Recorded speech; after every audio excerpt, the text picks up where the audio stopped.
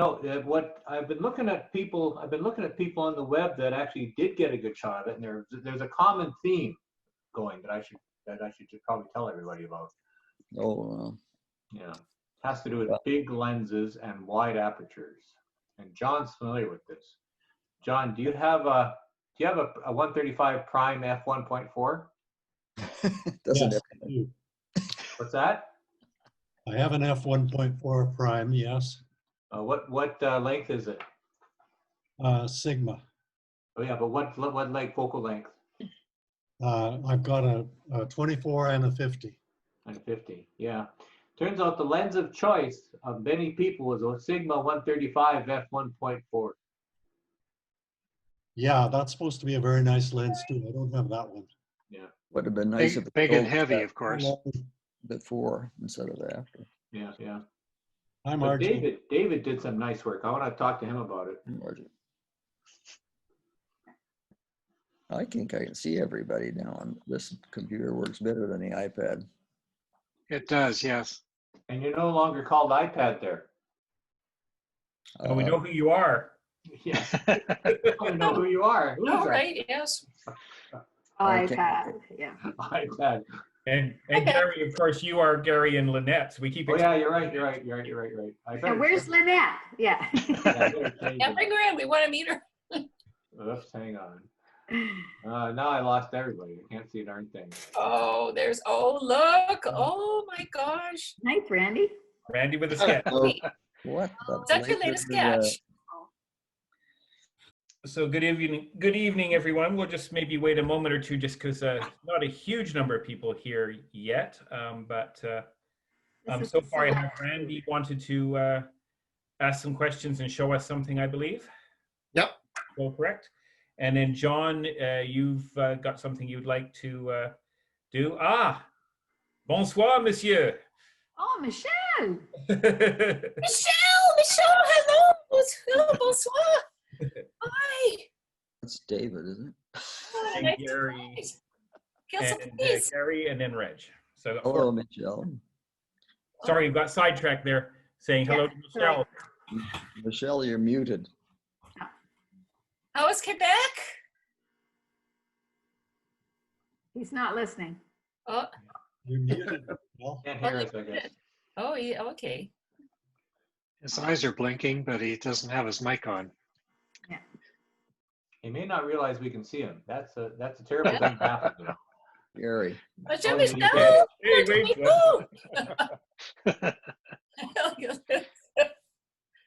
are you hearing us, Michelle? Yeah, no good.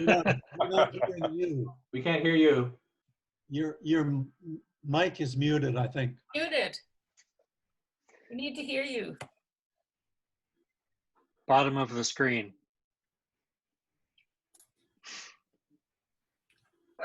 Roche. Or the space bar.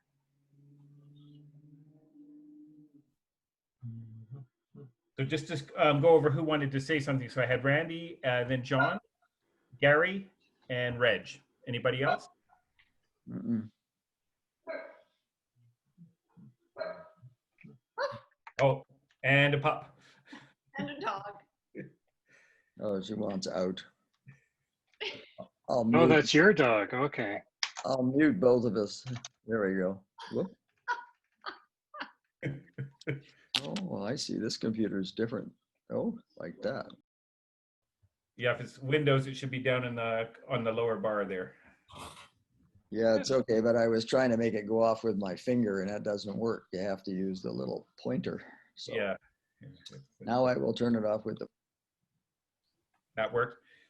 Okay, Randy, did you want to get started this evening? Sure. So I spent some quality time with my telescope this weekend, and I just wanted to show off some arts and crafts I did, but also I'd love to get some insight about collimation from you clever people. So are you gonna work? There we go. So it's called Oncon 515, and Oncon is the former name that Greg Spears gave his company is now called Antares or Skywatcher, and I think he's got another name too. Anyway, he's just, this fellow in Richmond, and just looking him up, it seems that the thing that he's made his biggest name with are these whalers, these wide angle, large aperture eyepieces. Anyway, things like Ontario Telescope is pushing them. He's into generation 4 of them. It's a 6-inch Newtonian with a parabolic mirror, f5, and I got it for $50 from somebody who's moving from Victoria. I really don't know what it's worth. I would imagine it's a few $100 telescope. And it came with this mount, which it kept flopping around. I couldn't actually even get the latitude to hold stable. And then I guess it was in December or November, Reg put his beloved Tasco up for sale. I'd seen him use it like at the fireworks the previous July 4th. So I also think it's a wonderful telescope. And so I bought it. But for the work I was doing, did some one-on-one comparisons with my 6-inch, and I just have better resolution with the 6-inch. So I'm continuing with that, but I do like that mount. And so, you know, I had already put a different mount for the 6-inch, but then I decided to move over to the Tasco mount, which is a really lovely machine. So it, of course, had rings for that 60 millimeter refractor.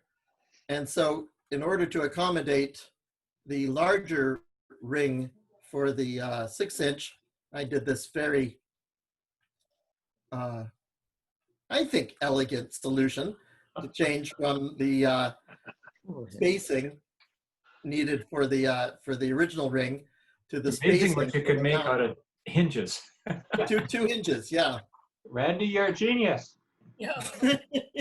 Thank you, Garry. That means a lot coming from you. You're the one who makes the elegant machines. Oh no, I don't make anything. See that observatory? Oh, God. So this is the original thing. Now, I sure would like an opinion from you people. Why do they make tripods that you have to unbolt this triangle in order to close the legs? Because It drives me crazy. No, you shouldn't have to do that. Oh, Well, Look the way at that it was designed, you do. So I got rid of that triangle, and I got this from another tripod, and you know I fixed it around so that it would fit. So you know, just with some plywood, so that's where the old triangle used to have been. So Oh, now you I got can that. close the leg. Oh yeah. Sorry. But I've had more than one tripod that you actually have to bolt it together to make it work. Yeah, I thought you were pointing at a different one. Yeah, this guy here. Yeah. And that's the way it was designed. And Reg, you used to put it beautifully back in its box every time. So you had a whole bunch of work before you even got the telescope out. Yeah. Randy, it was part of the process. Yeah. It's a lovely box. But so Randy, I have a Super Polaris mount for my original C8, and it has a wooden tripod as well. And the triangle, you do have to put it into place. Like it takes those 3 wing nuts to put it into place. Otherwise, the strut kind of just flop around. Little spreaders and just flop around. Dave, when you had your refractor out for the Comet, I saw you had to bolt in your frame. Oh, the one that I got for the Ioptron mount, I actually ended up having a fella in New Zealand ship me an accessory tray and a bunch of brackets that fit onto the tripod legs that actually fold up quite nicely. Oh, it does fold up. Okay, Yeah, I just no, it remember does. you have to you weren't happy with it until you had done something underneath the tripod. Yeah, that's what I did. I sorted out how that works. It works quite well. Okay. Anyway, the other thing is, of course, the Tasco refractor is way lighter than this big 6-inch mirror and steel cylinder. So one of the things I had to do is put a bigger rod in, but of course that is a metric, it's Japanese, right? So it's a metric 12 millimeter thread. So I had to retap the rod so that I could put some more weight on it. But Wow. that works okay.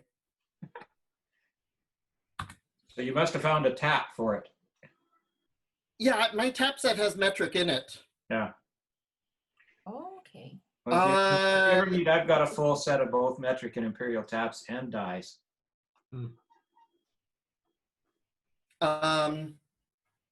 Yeah, they original finder scope, I don't know. I don't see how a finder scope helps you any better than this wonderful Celestron. I bought this from Bruce. And this is a nice one. It does rings. It doesn't just do a dot, and I highly recommend it. It costs $80 instead of $30, but it's just way, way better. And he knows it. He sells the single dot one just because it's cheap. But what kind of batteries does it take, Randy? it takes one pill battery, and Okay. I don't know. I change it every 3 or 4 months. Yeah. You got to remember to turn the thing off. That's all. Oh, I learned that. I do that with my Telrad. Yeah. Yeah, exactly. Forget. Most Should I get a Telrads stay on Telrad? all the time. Will a Telrad make my life better? No. It's just Bigger. heavier. Gives you balance, that's the more point. balance issues. The difference, Randy, with the LRAD is that there's known circles. There's 3 levels of circles that are different degrees, and they often map to atlases, so that's why they're commonly used. Yeah. This one has 2 rings, and I don't know what they correspond to, but you know, but it works well. You could probably work it out. Just take a patch of sky and figure out how big the rings are. Yeah, I just haven't got to that yet. So collimation, it doesn't have what you would expect with the 3 adjustment knobs and the 3 lock knobs.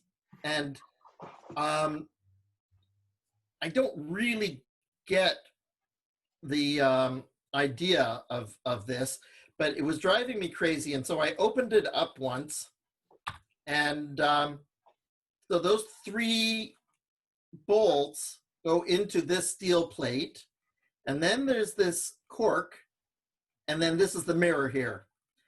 And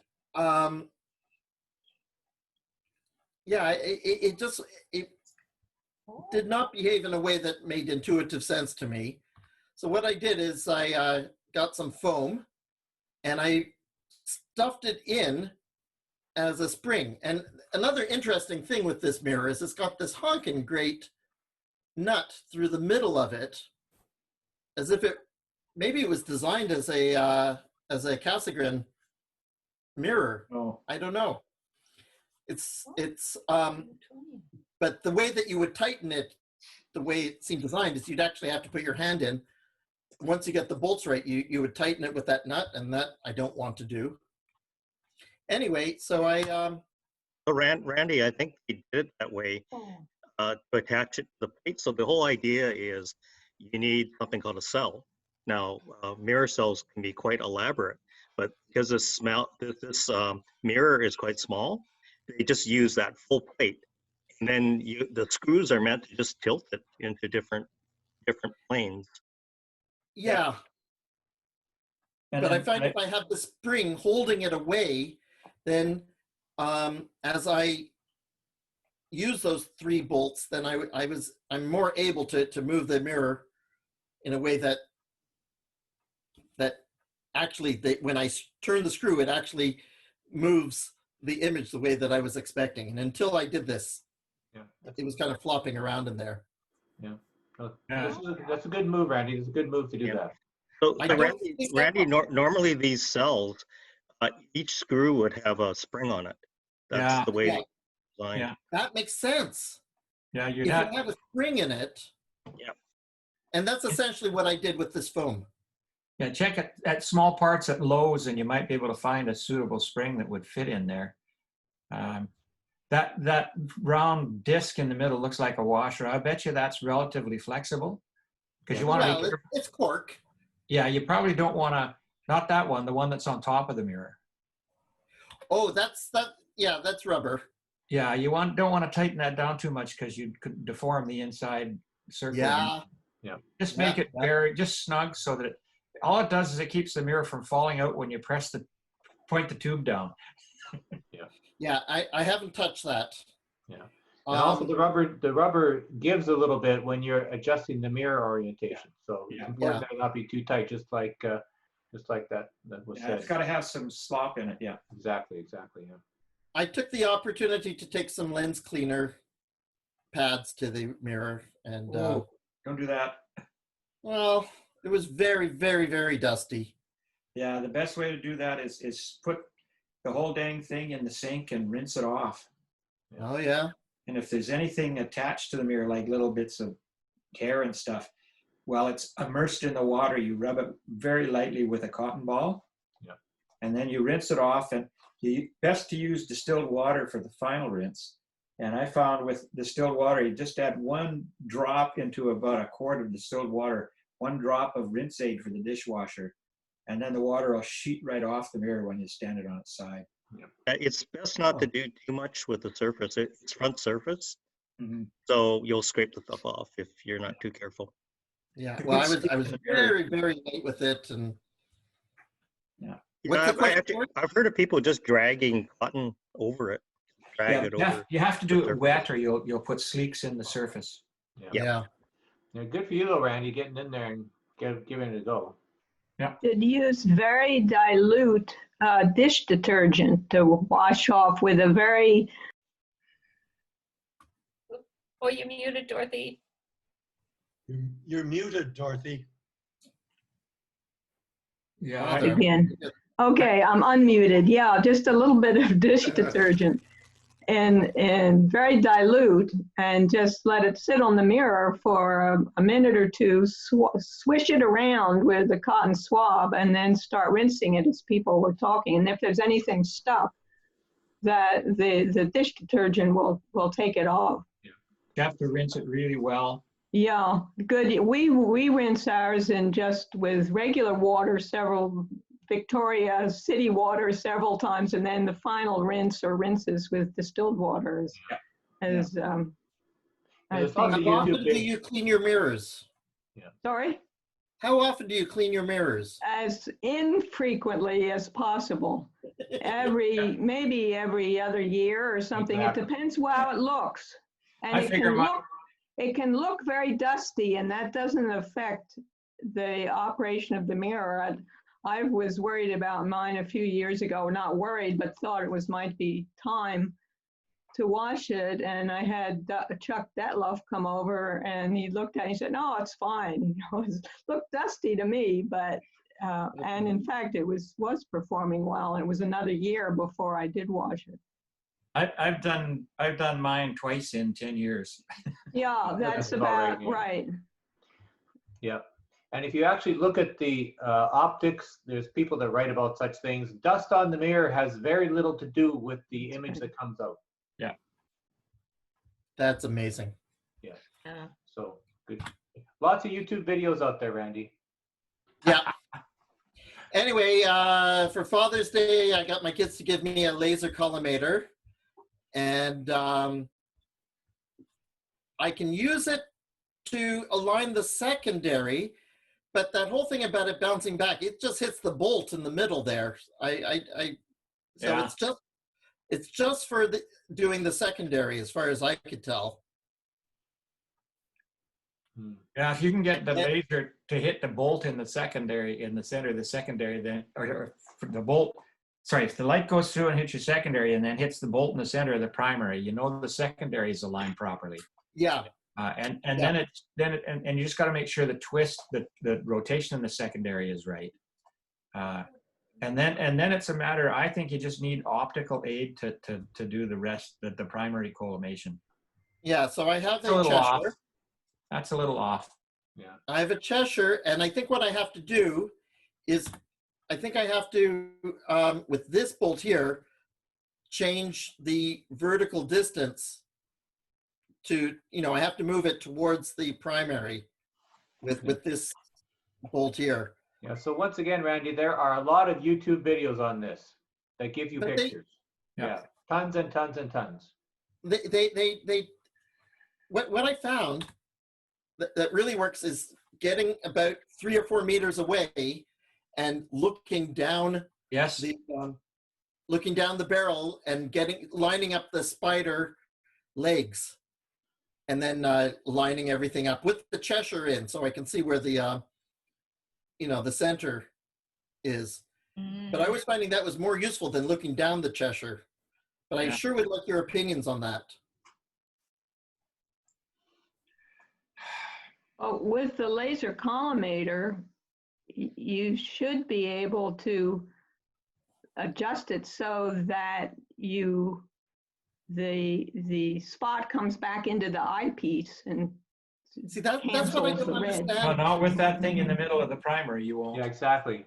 Right. The best thing you could do is use that laser collimator. It's different. Yeah. Best thing you can use that laser collimator for is to make sure that when you've got it into the focuser, that the dot from the laser collimator lands dead center in the center of your secondary. And then you adjust the secondary to put the dot on that. Yeah. When I took the picture yesterday, this is the first time I noticed that you can actually see in the reflection where it's hitting the secondary. Yep. And you can see that it's not dead center. Put it dead center, and then adjust the tilt of the secondary to put the red dot right smack on that bolt in the middle of the primary. Yeah. And what is the way to make sure that the let's call it the Z-axis of the secondary is actually got the right rotation? So, along this axis, you use the Cheshire for that. You should be able to use the Cheshire for that. You'll be able to see if the primary mirror is not centered in the secondary. Yeah. Anyway, it definitely did help the resolution. And, one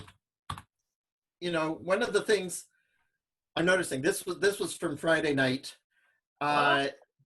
RIMA. So these what are they called? Trenches. Like this guy in the Mare Humorum, I don't know if you can see it, that there's these concentric trenches here. Here they're called the Rimae Hippalus, named after this degraded crater here. And in the NASA picture, they're just shockingly visible, and they're almost impossible to see, at least with my 6-inch. I find that I can see almost everything in the Isabel Williamson list, except for these rimae, these rills or trenches, are just almost invisible to me. So that's where I really have to push it. Yeah. Anyway, that's my very presentation today. Andy, do you have a lunar atlas that shows you day by day? This SVS, the Science Visualization Studio. Okay. Every year they publish one picture for every single hour of the year, which is perfectly good resolution. Yeah. I mean, it doesn't change so much in 1 hour. And so it's called Dial a Moon, and it's at this site here. So SVS, I don't know what the GSFC is, or you look up Dial a Moon, I think it's called.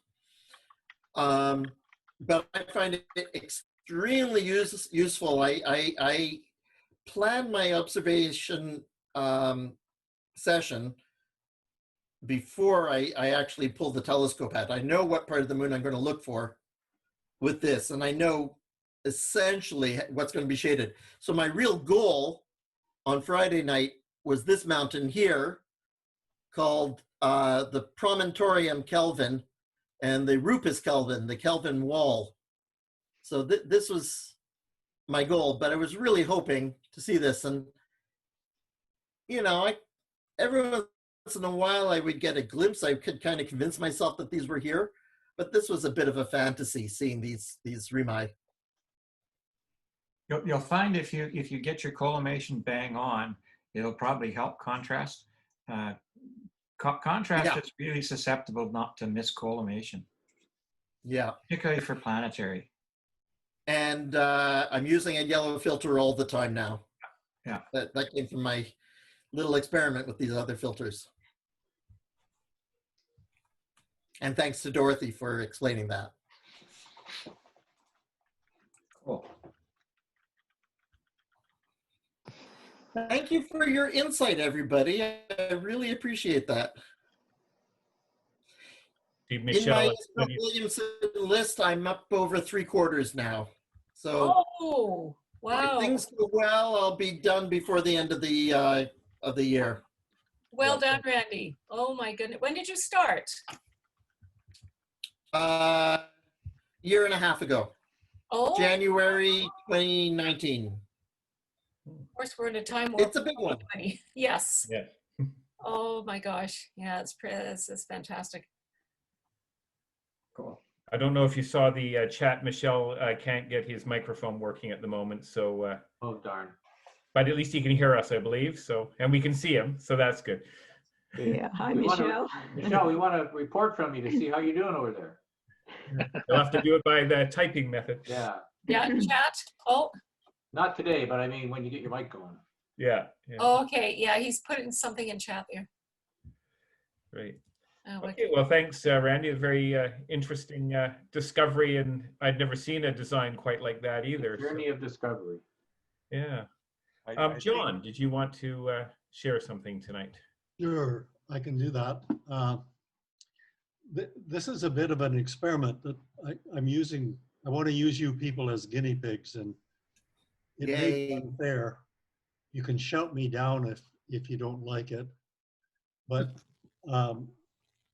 back in the spring, I joined the Victoria Camera Club because I wanted to learn a bit more about doing photography in the daytime and see if I could learn a bit more that would help me even with the nighttime photography. But as things turned out, I ended up getting invited to do an article in their magazine and give them a talk. And now they've got me doing the workshop. But it's going to be a Zoom workshop on September 15 and 29. And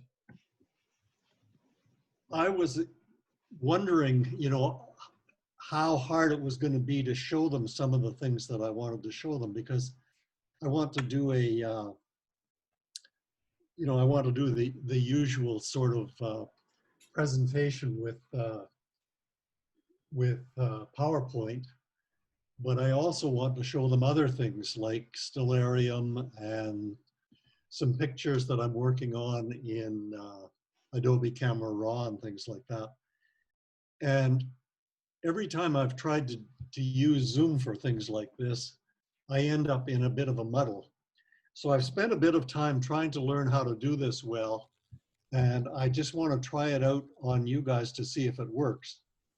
And I'll describe what I'm doing as I go. Let me just start with one thing.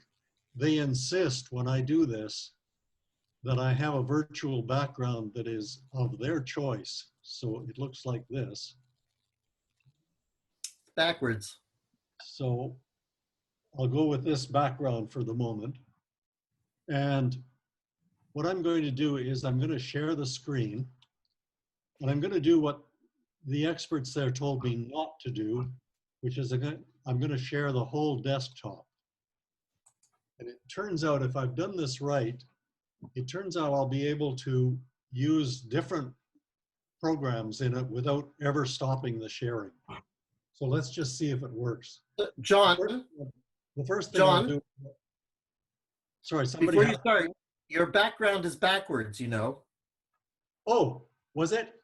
Mirror reversed. Oh, I guess I made it frontwards for me. Okay, hold on. I will, let me just stop the share here. Get rid of this and I'll fix that. I've got one with both ways around. Is that better? That's better. That's it. Okay. I'm glad you told me that because it's backwards for me as I see it. I guess that's because I'm a backwards kind of person. I guess it's just because it's, yeah, I'm seeing the mirror image or something of it. Anyway, don't know. So what I'm going to do is I'm going to share the screen of my other monitor. And let's just try this and see if it works. Now, you should be seeing my desktop on my other monitor, and you should be seeing something called Introduction to Astrophotography in a small. No, that's good. Gar? Yep. So far, so good. If I put that onto full screen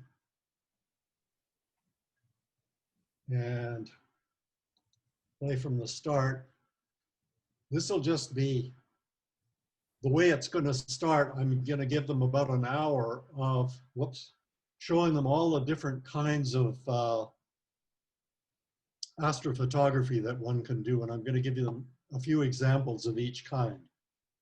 You know, skyscapes and a time-lapse video. This is an old one. I won't bore you with the whole thing, but just to show them that you can do time-lapse stuff. And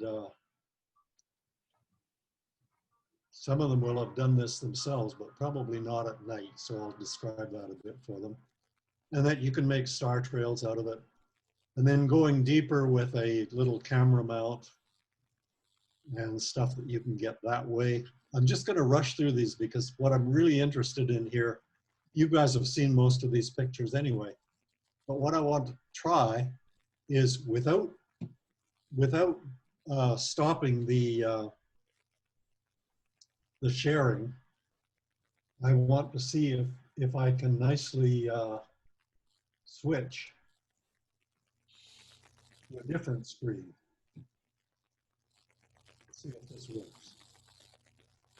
This is, after the first hour, I'm going to be talking to them about how to go about doing these skyscape things.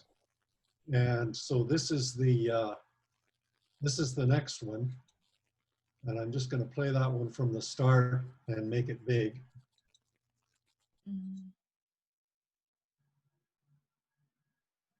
You see that okay? It should say getting started. You should see a skyscape. Yep. There's Andromeda. Right. And then I go through a bunch of stuff that you guys are all familiar with, so I won't bore you with it all. Talking about things like what kind of a camera you should use and what you need to worry about. Why JPEG is not as good as RAW, even though it looks good when you take the first pictures. But after you do some adjustments, you find that you can cover something like 7 stops with a RAW image when you can probably hardly cover 2 with a JPEG. And then I'll talk about lenses and finding a good site. And that brings me to stellarium. So the next thing I want to be able to do is exit the full screen here and pull up stellarium if I can find it. There it is. And make it big. So far, this seems to be, can you see stellarium okay now? It's great. Yep. That's good, yep. Okay, so this is actually just proving to me what I what I think I've worked out, that if you want to do a Zoom presentation easily, and you want to change programs and whatnot, if you have all of your programs available on the second screen that you're going to use, and you share that whole screen, it works rather well. John, how do you choose which screen to share? Pardon me? How do you choose which screen that it actually shares? Oh, that's a good question. There is a choice, but what I do is I'm looking in the direction of you, but I'm actually looking at my laptop, and my desk monitor is set as the secondary screen. Okay. So I'm doing all of the programs and whatnot on that secondary screen, and I'm keeping the monitor in front. I can see the gallery, I can see you guys. And so I'll be able to see the audience. It's driven me a little bit nuts trying to give a talk even at Astro Cafe when I can't see you guys and see what you're doing. You know, if you're sticking your tongue out at me, I wouldn't even know otherwise, but now I would. Somebody stick out their tongue and we'll see. We're all shy. There, I ran you. Yeah, I did it. You missed my tongue. My light is out. John, I'm not quite clear. You have on your laptop, you have the series of programs that you have up, and you're projecting from another. Yeah, you have two monitors going. That's correct. The laptop is the actual computer, yeah. And the laptop screen I'm using as the primary screen. And the secondary screen is, no, I guess I can't show that to you. Well, John has basically extended his desktop with a second screen by plugging a second monitor into his laptop. So they're both. That's right. Yeah. They're both part of the so they're desktop. Shared, yeah. I mean, I could do that, but I wouldn't know what to do with them.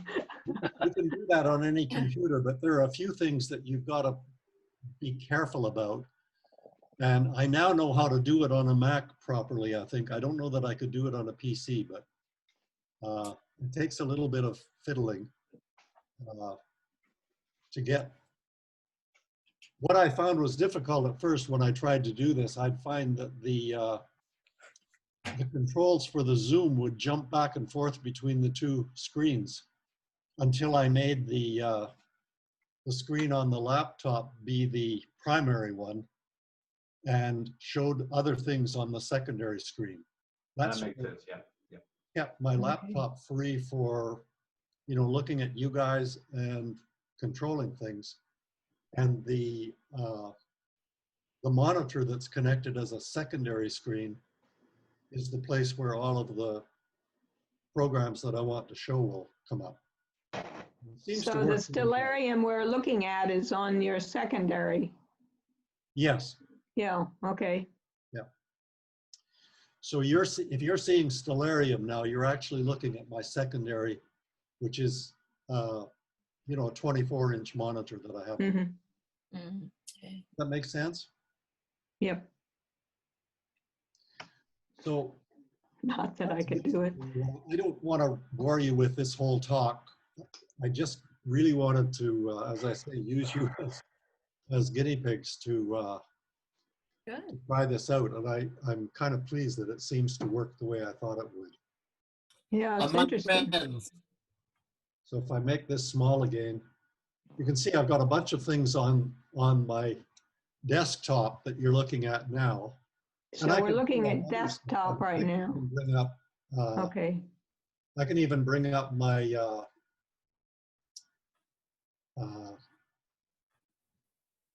my Google thing with my email and all of that kind of stuff, or the Washington Post where you can find out what Trump and Biden were doing today. No. And I can do it without stopping the share or having it go bananas. At least so far, that seems to be working. Mm. So thanks very much, everybody. I'll stop the share and if you have any thoughts or comments or ideas, I'd be happy to hear them. That's interesting, John. We may be in for some mixed up Astro Cafe talks as people try to do things more complicated fashion. Mm-hmm. Yeah, I mean, up until now, I've been trying to do everything on a single monitor. And what I found awkward is that once you go into screen share, you stop being able to see the people. And for me to give a presentation without seeing your faces go green when I say something stupid is difficult. I'm used to, like you, Dorothy, I'm used to teaching in lecture halls where I can see the people and I can read their reaction to me. And I find Zoom a little bit inhuman in that way. Yeah, well, the old days of Astronomy Cafe where you could look out and see the people who were puzzled or not, or wanted to ask a question and not interrupt, and you could pause. I mean, that's what's missing from Zoom. It takes different strategy. Yeah, it is. But on the other hand, should I confess, on astronomy nights, I can have a beer with dinner, whereas when we drove down to Fairfield, I was the designated driver. That's good. That's right. That's right. I'll drink to that. Oh, I have that on the weekend only. And like me, I can start eating my supper at 7 and still make it to bed. Yeah, yeah. Very good. Well, thank you for showing us that, because it shared some techniques of how to do things. Because it certainly, I think we're going to be Zooming for a while. I hate to say so. Right. It's kind of interesting that the Camera Club has had sessions for their members just on Zooming. And they have very strict protocols and whatnot, such as I have to use this backdrop that you see behind me if I'm giving a workshop. Yeah. I'm not allowed to just use what I want. And yeah, it's different. It's very different, but yeah, Victoria's Genealogical Society is a similar approach, takes a similar approach. They actually have a whole team of volunteers to do nothing but keep the Zoom stuff working. And they have a bunch of rules as well. John, what would happen? John, what would happen if you chose one of your images that had that kind of bluish tinge, but you had the stars on it?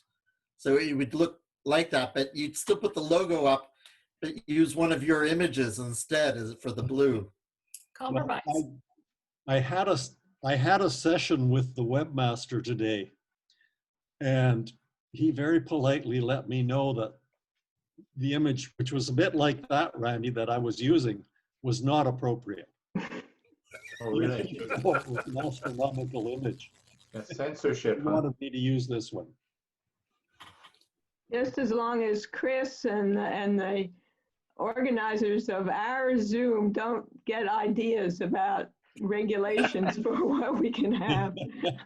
Yeah, I'm writing it all down. Plant ideas. We've You known didn't hear me, Chris. autonomous. Well, I'm sure everyone here has experienced Zoom sessions that they would like to or have bowed out of because they're so god awful. So a little bit of rules and procedures is not a bad thing, I think. Yeah, I mean, some things will be helpful. When I do this workshop, I will not be in control of the Zoom session. There will be what amounts to a technical host. It'll be this fellow who is their webmaster actually running it. And we had discussions today about how we would deal with questions. And their preference is that they mute all of the participants, and people you know, can let them know that they have a question on chat or something, and then it comes through. I kind of like our crazy shouting at each other sort of thing better, but anyway. Yeah, the Genealogical Society does the same thing. They have someone looking after chat. They have someone else that's taking care of the hosting, and then they have the presenter or presenters. Mm-hmm.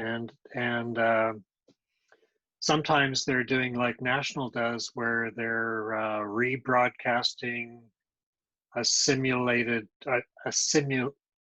simultaneous YouTube broadcast. So it can get pretty complicated. Right. Thing I discovered recently is if you have your microphone on mute and you want to speak and everybody hear you, you just hit the space bar. That turns your mic back on. Yeah, they have this set up so they can either allow that or not allow the space bar thing too. But the space bar thing isn't a bad thing, where everybody gets muted, but you just touch your space bar and then you can talk. So you're not forbidden to talk, but it makes it difficult for multiple people to talk at once. Yeah, what it does is it cuts out any environmental background noise. Yeah. Sorry about the puppy. But we're polite with each other. We don't try to all talk at once. Great. Thank you so much, John. That again, that's good. Some good hints there, and I'm sure we'll be practicing more, whether we wanted to or not. Garry, I think you wanted to share a few thoughts on comet imaging, as I remember. Right. So I'm on a journey of discovery right now, as we all are. It turns out imaging with a little telescope that's unguided is very difficult. Much harder than using a big telescope like I have in Arizona to do that, you know. Down there, you just press the button and everything appears on your screen and you're a happy camper. But doing the comet, I discovered that, wow, it is really, really tough to do comets. And my hat goes off to David Lee.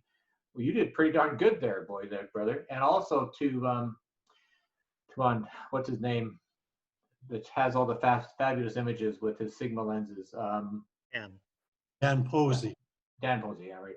Yeah. So I thought from my days of imaging down south with the other telescopes is that, you know, you just get a whole pile of subs and put them all together and Bob's your uncle. But it turns out that's not to be. Like both Michael and I've been stacking a whole pile of stuff together on this comet, trying to get the ion tail good, and I just simply haven't been able to do it. I have like 50 subs of 4 seconds each, and it just came out not too good at all. So David, you did well, because I was actually following your lead, doing the same settings you were using, and you did pretty well, and I'm not so well right yet. But anyhow, the reason I didn't show you anything tonight is because I came up with a bunch of very interesting patterns around the nucleus of the comet that I don't know whether or not they're real or not. So I'll have that all fixed up next week. And if the UFOs disappear in one image and stay in another image, I'll know they're not real. So I'll tell you guys all about that next week.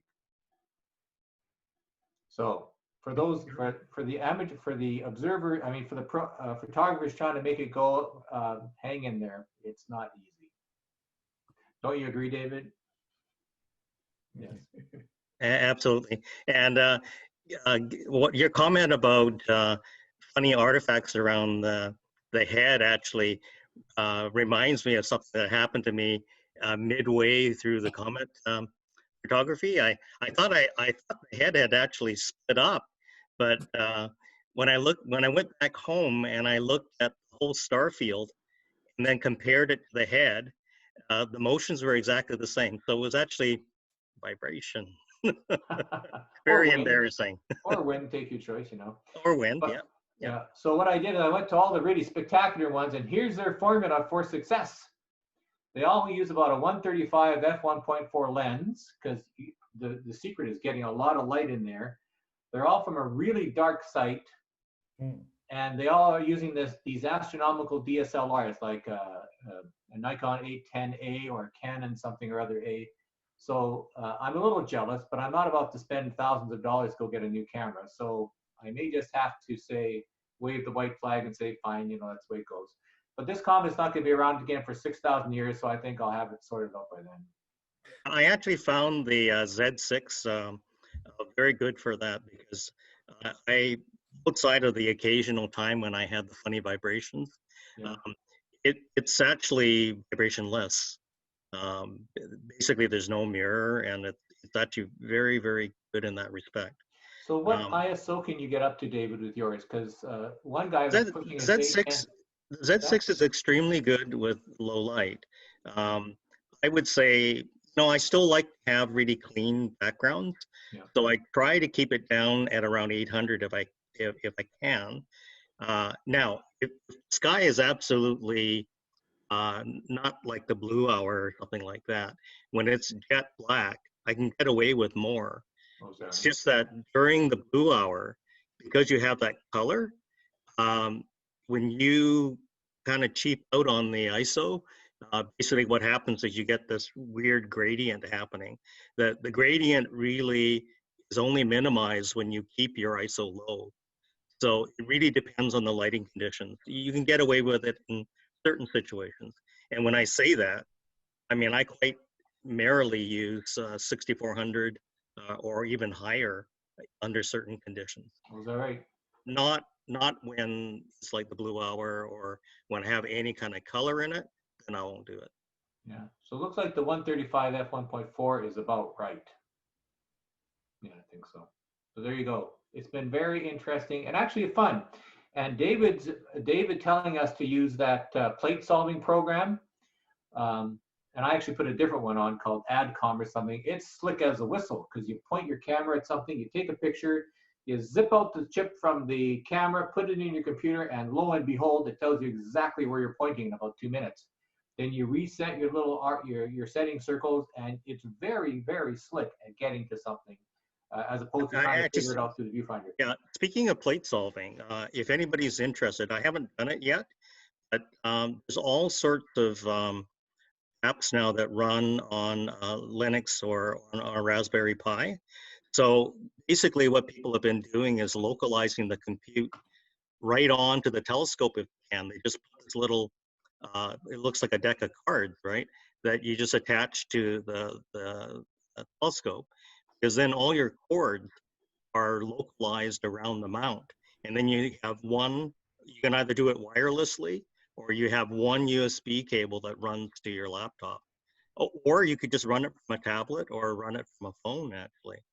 So I'm actually probably going to try that. I've gone really small, actually. Like speaking of optics, I just purchased a Borg 55 FL.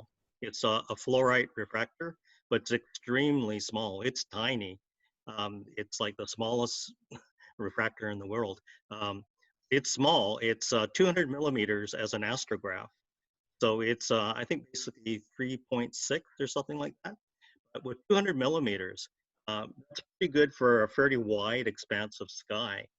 And it'll be a perfect match for the Star Adventure. It won't strain it at all because it's so light. And I'm hoping to actually use the CCD on it as well. Yeah. Also, I'm using a new program called ASTAP, A-S-T-A-P. Works slick as a whistle for plate solving. Very, very good. So that's it. It's a journey. I may have something next week. I may not. Who knows? I mean, 2 weeks from now, not next week. Thank you so much. Thank you. David, are you going to give us a presentation on your kit there? I will. Once I have it all assembled. The other little piece of kit I bought recently, and this was actually spurred on by all you observational astronomers out there. I'm kind of hooked on observation again. So I decided to get a more usable mount. Most of you probably realize that I have small refractors, and I really wanted to get more use out of my TeleVue 76. It's a beautiful refractor, but I find myself just putting it on a camera tripod, which is probably not the best thing. So I recently purchased a alt azimuth mount, actually, and I'm still waiting for the tripod because I realized that my 5 legs are just, it's okay for load capacity, but I'd be better off with something a little bit heavier. So I just purchased the Stellaview M2C, I should say. And it's a very weird cube box with two big controls on it. If you want to look it up, you can probably see it. But it is a beautiful mount. So I strapped that in just using a regular plate. And it's just wonderful. Like it just, once you balance it properly, you can just whip around the sky. So I'm hoping that use my refractor more without doing a lot of setup. That would be nice for traveling as well, you know, compact, and if you ever go down to the below the equator, it'd be great for southern hemisphere viewing. That would be. I tell you, the thing that really inspired all this was my early morning astronomy session, and looking at the first quarter moon. Like it, recently I looked at the moon and I was just totally flabbergasted about all these things that kind of just pass over. And with the refractor, it's such a nice refractor. I got some beautiful views of Plato, and I've read a lot about the Alpine Valley and things like that, but never saw it like I did, you know, in the early morning and through this refractor. So I saw this little kind of scar just right underneath the Plato, but of course that's the Alpine Valley, right? And as I worked down the terminator, I would see these craters, which I didn't even know the names of. Like I saw Ptolemaeus, which was kind of interesting. At first I thought it might be Gassendi, which is the one that looks like a diamond ring, but it's not. It has a very similar kind of shape. Like it's quite large, much bigger than Gassendi, but it's got that little crater on the inside of it in the top edge. Randy, you probably know the one that I'm talking about. Then, yeah, just all along the terminator, just following it down. Randy, you were saying? Oh, from that description, I mean, Gassendi is so distinctive. I'm trying to think which one looks like it, but well, it doesn't really look like it. It's just the fact that Ptolemaeus, which is just below Plato, it's kind of neat because it has a tiny little crater, very distinctive crater in its upper zone, probably like 11 o'clock if you think of it as a circle, right? And just all going down there, like fascinating rills. And the other thing that I noticed was like the surface of the moon. Boy, it was almost three-dimensional when I was looking at it. I don't know if it was the seeing or the optics or what it was, but looking at the surface just around Plato, it looked literally like somebody poured paint or something in it, and it kind of dried really unevenly, and you see these kind of irregular surface areas. But beautiful, wonderful. I'm hooked. I wouldn't be surprised if the early morning is better because you're getting much better seeing with more laminar flow in the air and more settled air. Quite possible, because at the same time I would look at things like Jupiter and Saturn because they're paired together right now, and yeah, they were pretty sharp views. There were a couple of times, a couple of mornings where the moons of Jupiter, they tend to scintillate a little bit under high power, but they were fairly stable. I wouldn't say they were absolutely stable, but they were stable. Okay, David, what's your secret in getting yourself up early in the morning? I'm an insomniac. It's cheating. It is cheating. Either that or get a dog that needs walking early. Yeah. They're right to dog. I can lend you one. Right. Very good. Great. Well, thanks so much. That was some interesting discussions. Reg, did you want to say a few words about the webpage this week? Oh, let me see. I'm going to share my screen. And I'm going to find Safari, share that, and go to this page. And hopefully you guys can see the RASC Victoria webpage. We can. And if we go down to August 31st, First of all, we have the sketch of Comet Neowise by Bill.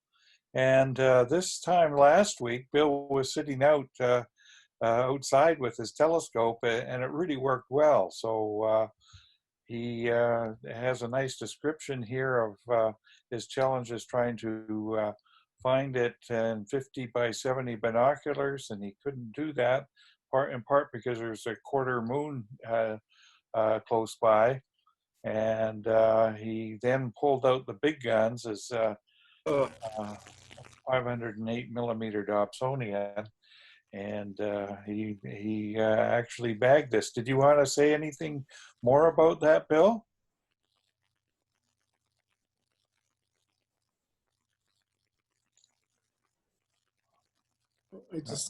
I just came on. I was looking at something else online. I was trying to figure out what David was looking at. Not really. I planned on going out tonight actually, but I can see that the sky is just awful. So hoping for better tomorrow. Okay, very good.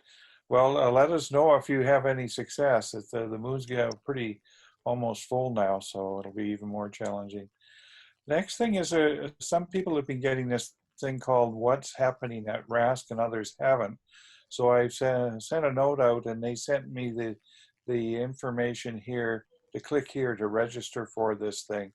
But if you did get the email, you get something like this, What's Happening at RASC, and they talk about the robotic telescope for the imaging contest with the M82. This is the last night, so you better get at it if you want to process that image.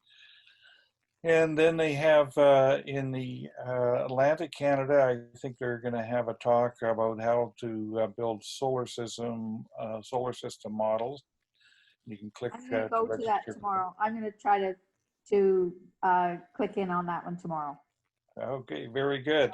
And then there's the on Thursday they've got a thing on double stars for the Explore the Universe thing, so you can click to register that. But this thing at the bottom is really kind of nice. They have for pretty much every day of this week, they say what to look for on the moon. And since there's been so much interest in the moon in our talks recently, you might want to check this out. So hopefully everybody gets this thing. But I think this is a really great and useful service that RASC is National is putting out there. So kudos for that. And then we had a submission. Thanks so much to Dave for continuing to be the Edmonton secret agent and giving us information from there. And Abdur Anwar dusted off his old Celestron 8 Schmidt-Cassegrain telescope and has been having fun with that.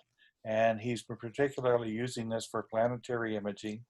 And he took an image on the 25th of Mars, and it looks fairly good there, I thought. But then he used the program called Winjupos, and John mentioned that recently as well. And he de-rotated it because he's actually not just using a one-shot color, he's using a camera with the filters. And so he takes images of each one. And when he applies it from this image to this image, you can see a much more crisper viewing of the features. And then he went even further, and on the 28th, he got this beautiful picture as well, where he de-rotated the image, and he used ASI 1600 mono camera. And it really worked well for him. At any rate, it's almost, there's so much to learn about planetary imaging. It might be worthwhile to consider maybe something we discuss at the upcoming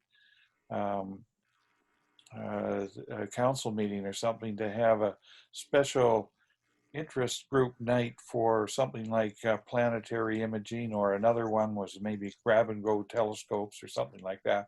But for planetary imaging, where it's pretty detailed, not all of the people are going to be riveted to every word you say. maybe a special interest group would be a different way to go. And then speaking of Mars, I've got this video here, and I'm going to try and read this. It might not work, but this is a YouTube This video. image was captured over the period of several days in April of 2020 by the Curiosity rover, which is still climbing Mount Sharp. The strange feature is known as the Green Hue Pediment and forms an overhanging ledge. The wider area has gained the name the clay-bearing unit due to the large amount of clay found here, which tells the story of how this area was shaped by water in the past. At any rate, I got on about that. I don't know if you could hear the audio with that at all, but it's 12 minutes of Martian eye candy, and it's time well spent. And it's not just on the Curiosity images, it's stuff from all of the other rovers like Opportunity and some of the orbiting spacecraft as well. It was really a pleasure to see that. So there's a link for that if you're interested. And what else do I have here? That's pretty much it for tonight. The one other thing I didn't put up because I didn't understand exactly how Dan did it. And Dan was doing this as an experiment, but he got this gorgeous image of the North American nebula using 36 minutes. He used 78 30-second exposures. And I think he took the true color, and then he also extracted the red channel and put it on top to enhance the hydrogen alpha images. So Reg, one thing that is special about what Dan has done is he's actually using this HUTEC NB1 filter. I don't know if many people know about it, but I just started learning about it. Like it started to sort of pop up on the internet, and it's known as a multi-band filter. And we've all sort of heard about the use of narrowband, but this one is especially beneficial for one-shot people because it's actually notched for each of the narrow bands all in one filter. So rather than having specific filters for specific narrow band wavelengths, it has all three inside one filter. So this is an NB1. So it has the H alpha and oxygen wavelengths built into the one filter. So that's what makes it really interesting. So you don't really need a filter then, a filter wheel, I should say. So it's like that's it's actually like a UHC filter. Well, it's a specialized one for the new For wavelengths, and it really works well. There's also a tri-band filter which has the H beta included as well. They have three levels. HUTEC has an NB1 through 3, and they're just different combinations or combos. Yeah, and Optolong also is sold in Canada through a couple of dealers, and they have essentially the same filters. Yeah, and Chroma as well. Chroma is actually a producer of filters for the scientific community as well, but they're outrageously expensive.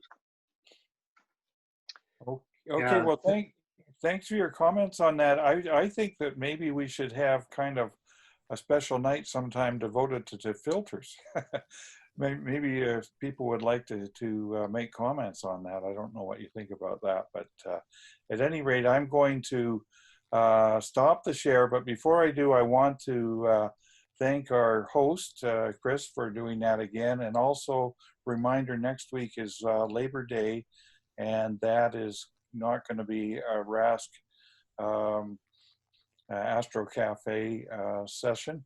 But on the 9th, will be a council meeting for RASC members. So there'll be another meeting coming up for there. So turning it back to you, Chris, thanks very much.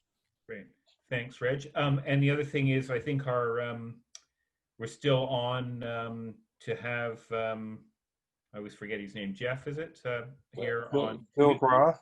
Yeah, Phil, that's it.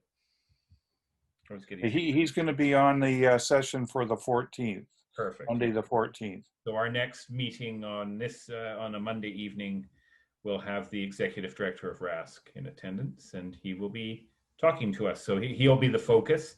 So I guess the next night with kind of the member participation will be the week after, I guess, depending on how long he wants to speak.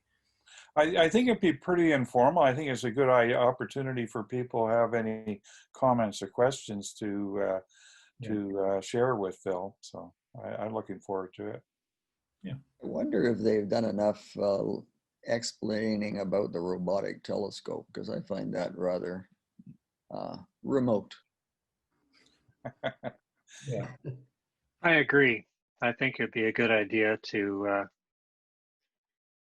ask him to explain it a little more, and explain especially how we can participate and take advantage of it. Good idea. I think Jenna Hines might be a better person to have something to say about that. I think she's more involved with the setting up and the whole robotic telescope program. Yeah, she's the woman who's running the Explore the Universe program and the whatever guide, Hitchhiker, not the Hitchhiker's Guide to the Galaxy, but the other one. I think that is a good point to talk about. That I know that they had planned to have memberships where you could get access to the data or be on a team to actually make decisions about what target to point to, but they're not there yet with an operational system. So it'll be interesting if we can get an update from Phil. He might know about that.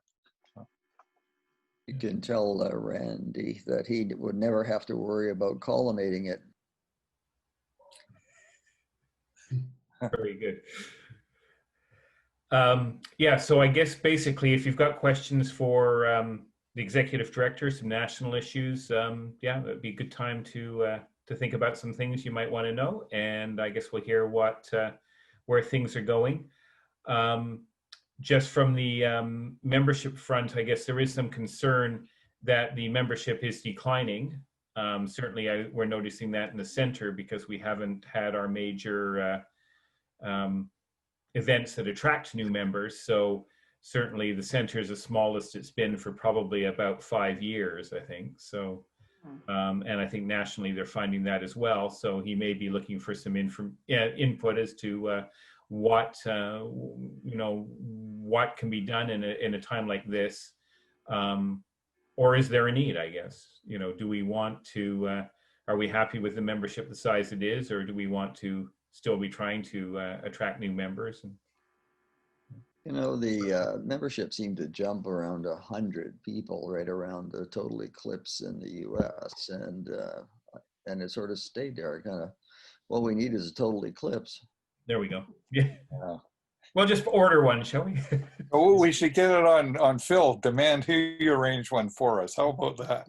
Yeah. Move down to Chile or South America. Yeah. I think when we get back to Saturday night star parties, we'll start seeing a little more interest. Yeah, and that's certainly a big, for us is a big, I mean, that's starting off with Astronomy Day and then leading into that series of Saturday nights. Those are people who are interested in astronomy, and that's why they come. So. But in a way, it's kind of reassuring for the people who go to all the hard work to put on the astronomy up on the DAO that there's been a decline since that program is being off. So it demonstrates it's an important component for astronomy in Victoria, which is no surprise. Lauri, I had a question for you. Yes. What's happening with the outreach that FDAO has been doing? We had that one session for their membership. I was just going to say, we're going to have a series of 4 Saturday night star parties. And they're called from the I've